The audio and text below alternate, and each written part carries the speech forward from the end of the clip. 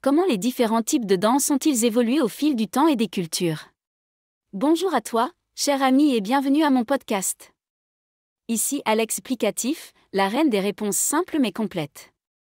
Et aujourd'hui, nous allons explorer l'évolution des différents types de danse à travers les cultures et au fil du temps. La danse est un art universel qui a évolué de différentes manières à travers les cultures et les époques.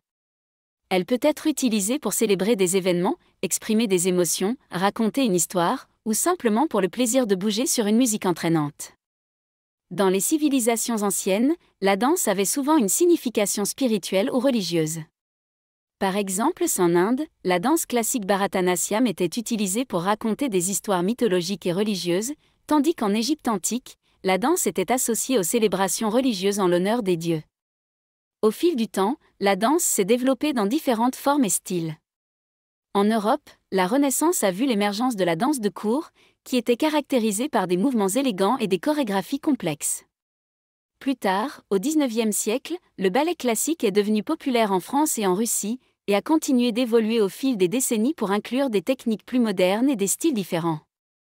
Aux États-Unis, la danse a évolué avec la culture populaire.